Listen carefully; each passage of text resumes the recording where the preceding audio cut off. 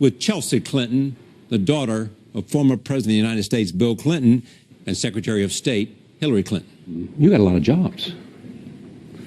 On the board, Clinton Global Initiative, Foundation, Barry Diller's board. You're a student at Oxford. What's the goal? To lead a purposeful, meaningful life. I mean, I think that's one of the things that unifies those of us here at CGI. Each of us is trying to do the most with the resources we've given, and I think each of us is always trying to get smarter and more efficient and more effective. And I certainly, and I think this is partly because, much to my parents' chagrin, I don't yet have children, see this part of my life as working very hard to get ever smarter and ever more efficient. And I think that my teaching has helped me really understand more how to advocate effectively for things that I believe in. I think my work in the private sector historically, or now thinking about my board engagement on IIC, makes me a kind of better board member here at CGI or at the foundation. So for me, there very much is a cross-fertilization and kind of an ongoing kind of catalytic dynamism. So what have you learned about this idea that the only way to solve some of the huge global problems is this kind of synergy, to use a often abused word, between government, private sector, and NGOs?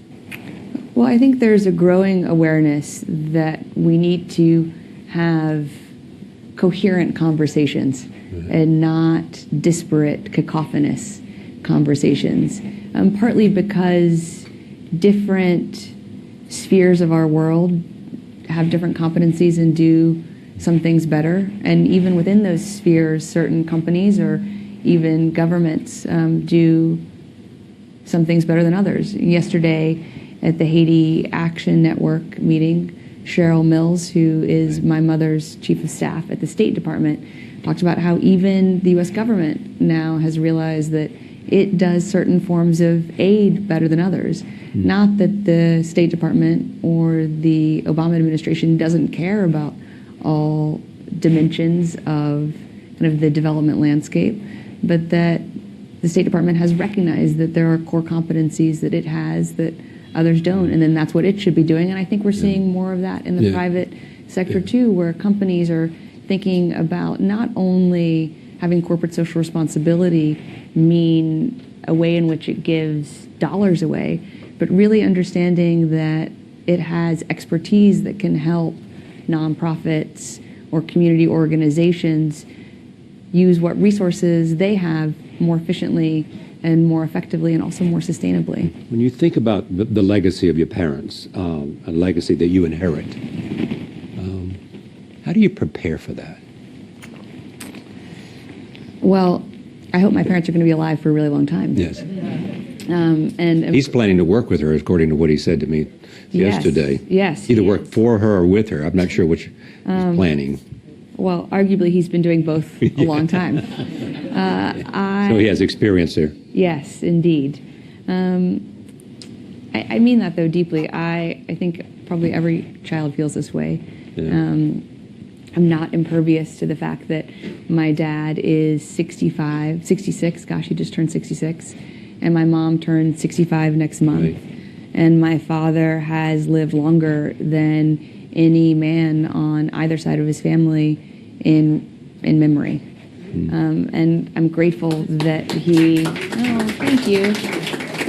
I'm grateful that he really had a wake-up call with his heart surgery in 2005 and now evangelizes about his vegan diet and he's not just healthy. Trending vegan, he's vegan. He is, he is in the vanguard of trying to make this much more a part of our conversation around health and public health in the United States and around the world. And I think my mother has never looked better. And certainly both of them only become more invigorated by their work over time. And so I think, thankfully, I hope, certainly, that they're on track to be around for a long time. And I always learn something every time I listen to my parents, and I find them inexhaustibly inspiring. And I'm grateful that now with my work at the foundation, Inexhaustibly inspiring. inexhaustibly inspiring, and I mean that. And with my work at CGI and the Clinton Foundation, and working more in my father's world and taking on more responsibility, I'm starting to work with them and hope that I will help them continue to work all the harder, all the longer. What do you hope people come away with by coming to the Clinton Global Initiative? I hope that people come away feeling empowered. You know, that candidly, you don't have to be Bill Clinton and have a platform like this, or Bill Gates and have, you know, almost infinite resources to muster towards something, but that through the methodology and the ethos of making a commitment, of defining a specific objective and specific metrics to hold oneself and one's partners accountable towards reaching that objective, that people will be truly invigorated to apply that thinking and that approach toward whatever it is that they really care about locally or globally. And I also hope that people find partners for the work they want to do in the world. I mean, it's something my father's been talking about ad nauseum here, because he believes it so deeply, as do all of us who are part of at least the CGI team, and I think a lot of people who self-select to be here, that no one has all the answers, and that,